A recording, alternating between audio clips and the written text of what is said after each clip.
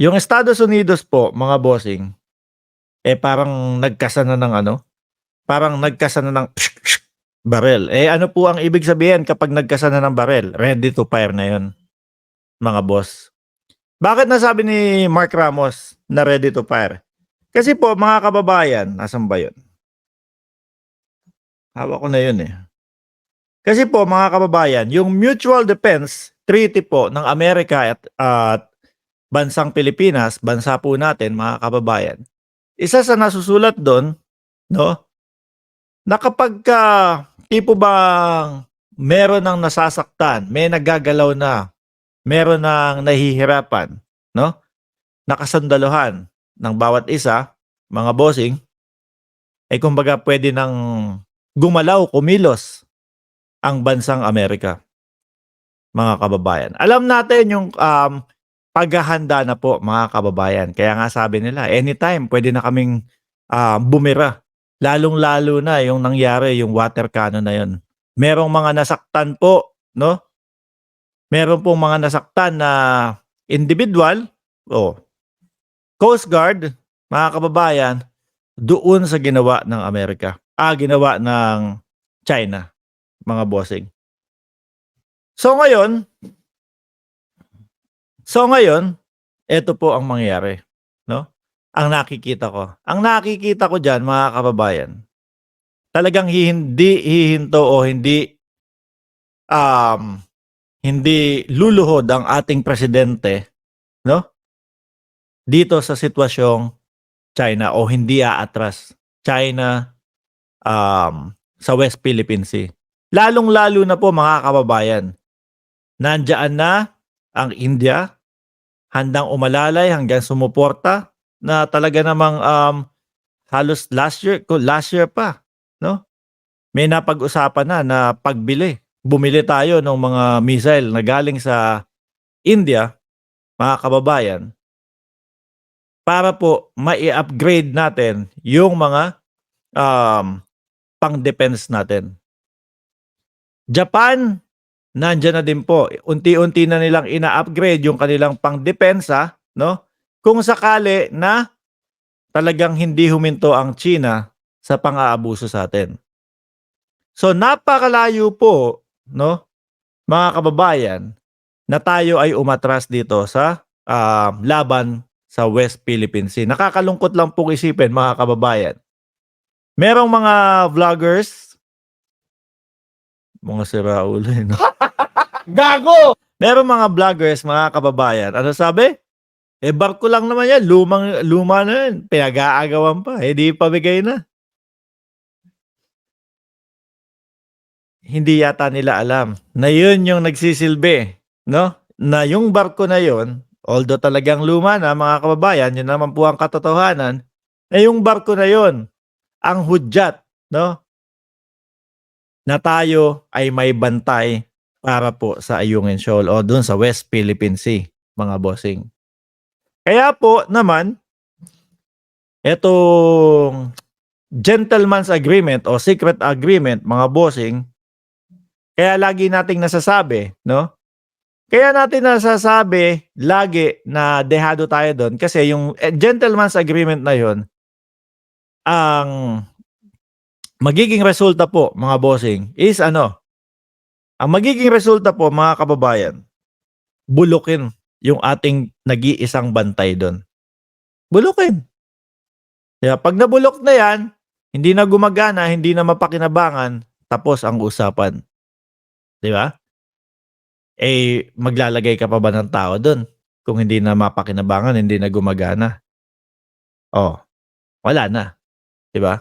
Pagka wala ka ng depensa doon o wala ng isang barko, nag-iisang barko doon, sabi nga nila na ipamigay na lang dahil bulok naman, ano po ang next doon, mga kababayan?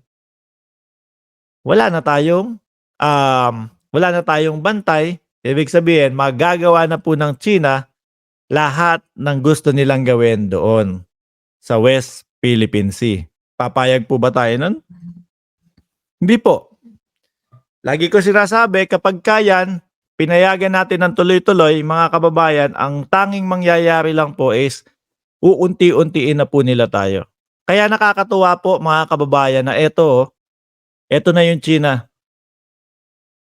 Kumasa na, no? Kinasan na nila. Konting hakbang nyo na lang po. Parang hindi para sa China, no? Isang pagkakamaling hakbang nyo na lang po. Ready to fire na kami. Siyempre, nandiyan din po ang Japan, nandiyan din po ang ibang mga bansa na handang sumuporta sa atin. Kaya tuwan-tuwa po ako sa ating presidente sa pagtindig po sa West Philippine Sea, no? Isa lang po ang patunay na atin ito, mga kababayan. Isa lang po ang patunay na atin ito, mga kababayan. Kaya nga nakakalungkot din, no? Hindi lang pala itong mga Ayungin Shoal, kundi yung dati pa po, no? Yung mga sandbar. Yung sandbar na tipo bang siguro kasya 10 tao o 20 tao. Ayan. Kasya ang 20 tao na tumayo doon sa sandbar na yun. Kumbaga, napakaliit lang. Pero kapag hayaan mo na makapasok doon, kasi nasa loob po ng teritoryo natin yun eh. Nasa loob po ng teritoryo natin yun. Pag hinayaan mo na magronda, magpalipad ng helicopter, no?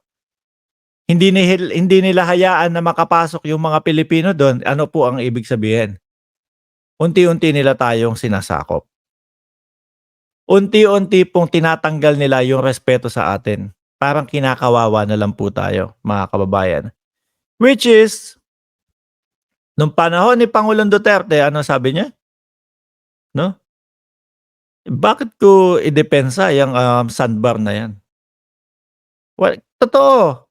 Walang masyadong mahihita dun sa sandbar na yon. Kaya lang, kapag sila po ay umabot dun sa punto na nandun sila sa sandbar, ibig pong sabihin, mga kababayan, ano na sila, ano tawag dito? Pumasok na po sila sa bakuran ng Pilipinas nang walang paalam. Diba?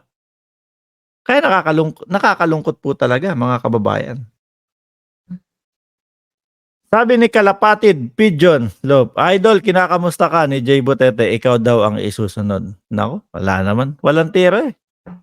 Ang hina, political vlogging yung tapos panlalait ng tao. Panlalait ng tao yung ginagawa.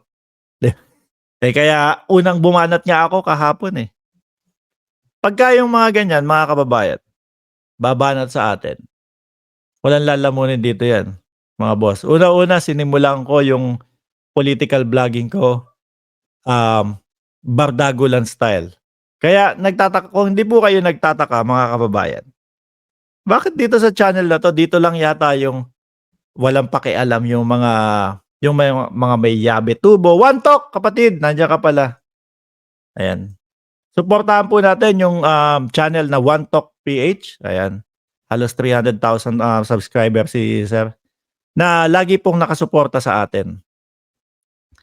So pag yung mga ganyan, walang mga tira sa sa political vlogging.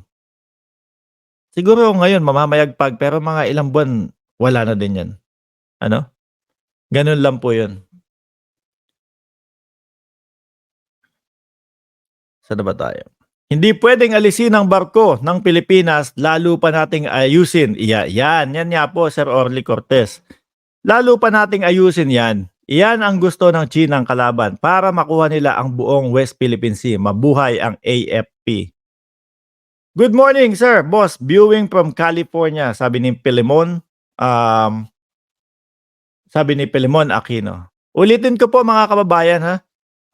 Siguro pinakamatagal na itong live natin is 40 minutes dahil po impake na din po. Kailangan na namin umuwi sa kung saan po kami nakatira, mga kababayan.